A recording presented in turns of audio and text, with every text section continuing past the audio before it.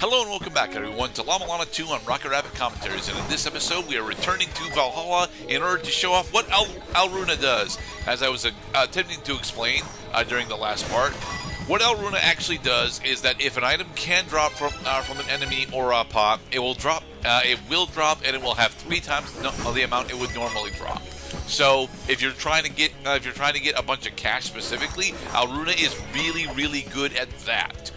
What she is not, however, is very good at staying around. All the fairies, including Air, actually have a much shorter lifespan than I would like them to have. But that is okay. So what we just did there was this is the Corridor of Blood. The Corridor of Blood is actually a sealing device implanted by the 7th Children. And we will never get to use it as a sealing device. But what else we were doing there specifically was using the Beherit in order to manipulate the Corridor of Blood. We are, as Annotations Graded mentions here, are doing literally nothing in the Hall of Malice. We're here to grab a hint for a puzzle that I had the absolute most terrible time trying to figure out during the pre-playthrough. The practice run, rather. Also, virtually every hint that you acquire in the Hall of Malice is an endgame hint. We are officially in the mid-game portion of the game, believe it or not. I know it doesn't feel like that's where we are, but yeah, we are in the mid-game now. Nice. Like that was explicitly how to summon the Ankh pedestal for the boss of this area, who, yes, is Echidna. Knuckles the Echidna. Not that kind of Echidna. You know, the other kind of Echidna. There's another kind? There is another kind of Echidna. Okay, so how familiar are you with Greek mythology? Because the Hall of Malice, the Hall of Malice and its corresponding zone are actually primarily Greek mythology. Well, so to answer your question, I'm not familiar enough with Greek mythology to see the connection, no. Okay. Echidna is one of the mothers of monsters in Greek mythology. Specifically, she ends up being, the mate of Typhon.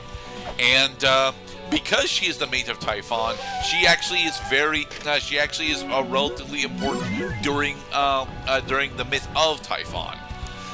We'll be encountering Typhon a bit later. We're not going to resolve the problems that Typhon brings to the table, but we will be encountering him later. I hope. Nice. Whatever the point of that was. Well, the point was to get to this fucking tablet.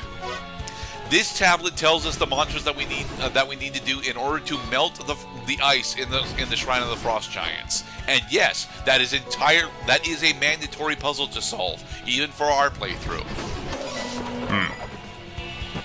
Right, just because we don't finish the game doesn't mean that we don't at least get close to finishing the game. We get about 70% of the way through finishing the game, closer to 65 to be perfectly honest. I will say that that 2 of the 3 bosses that were not, is it just 3? I think, well, technically it's 4. Well, 2 of the 4 bosses that we're not actually going to be dealing with specifically are Echidna and Surtur. Surtur because I don't want to deal with the fight, and Echidna because we don't actually get all the stuff unlocked in order to summon Echidna. Specifically, if you recall, in La-Mulana 1, there was a key item called the Lamp of Time that allowed us to briefly freeze time, and there were several puzzles tied to it. The Lamp of Time does actually return in La-Mulana 2, and it also has several puzzles tied to it. The problem is, figuring out how the fuck to get the Lamp of Time is damn near fucking impossible, especially without looking it up. Right, like, honestly, one of the most impressive things you can do as a La-Mulana 2 player is never look up a guide video in order to finish the game. Yeah, I am 100% convinced that it is objectively impossible to finish La-Mulana 2 without a guide of some kind. Specifically because, although it's not necessarily getting to the Lamp of Time that ends up being one of the bigger issues, but solving the Corridor of Blood puzzle for one is extremely difficult. Ouch. Hey, you said that was instant death. I did, but Lameza wasn't directly underneath it. Oh, she has to be underneath the shit. Okay. Yeah, either directly underneath or directly in front of when it's colliding into a wall. Don't you know that shit rolls downhill? It does, and it is painful. So we're back in Dark Star-Lord's Mausoleum because there's a key item that I've absolutely desperately needed to have, and it was in La-Mulana 1, and we still don't have it, so we need to go get it. Thankfully, it is right next door. Watch out for the Portal 2 swirly discs. Those are souls, actually. Hey, Angramayu. Angramayu is a giant frog, and you may notice that we don't actually have the ability to directly interact with him aside from when he attempts to attack us. That is on purpose. You have to hit him in the tongue. No, you don't hit him in the tongue. This is the mini-boss that introduces this particular mechanic, the lightning rods. You have to use the lightning rods to hit him. Yeah, we have to use the lightning rods in order to, slowly crush him to death.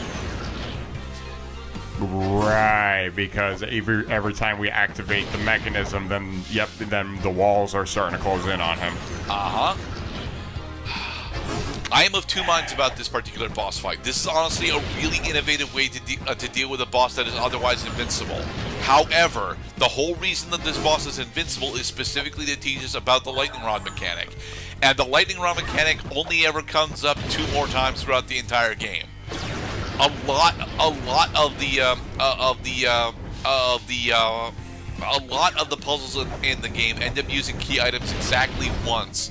And it ends up feeling really, really iffy because of it. But by successfully slaying Angramayu, we have made it into this room. Unfortunately, I hadn't made it into this room before in order to actually solve this puzzle beforehand. So now we have to go solve this puzzle, which is fine. This tablet is lying at you. Break it. For the record, there is a corresponding tablet that tells you that you need to destroy the tablet that is lying at you. I don't remember where it is, and this ends up becoming one of the recurring problems that La-Mulana 2 has. Every puzzle in the game is explained somewhere in La-Mulana 2's ruins. Where? I don't fucking know. Right, just like in Dark Souls, that the information is available, but good luck finding it. Yeah. And a good portion of the information from this point in the game is actually in a field that we will not be showing off due to the many complaints that I have about that particular field.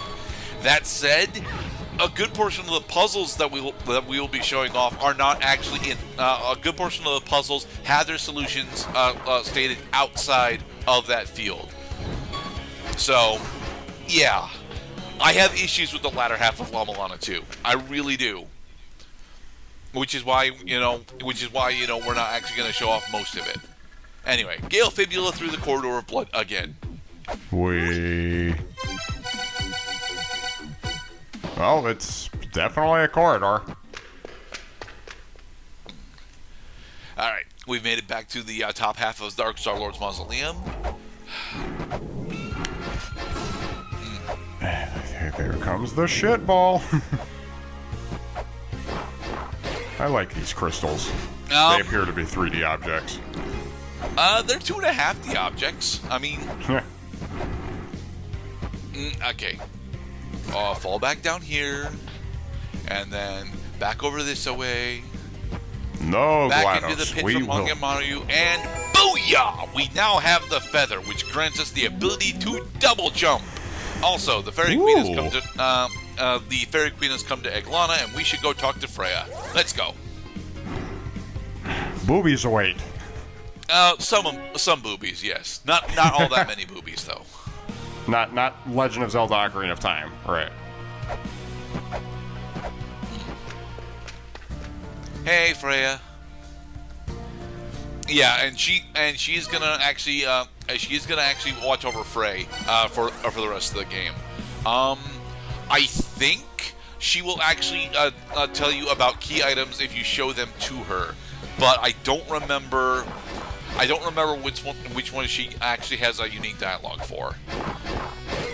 But now that Ra is actually floating around, we could go chase down Ra. We could go attempt to do some more map progression.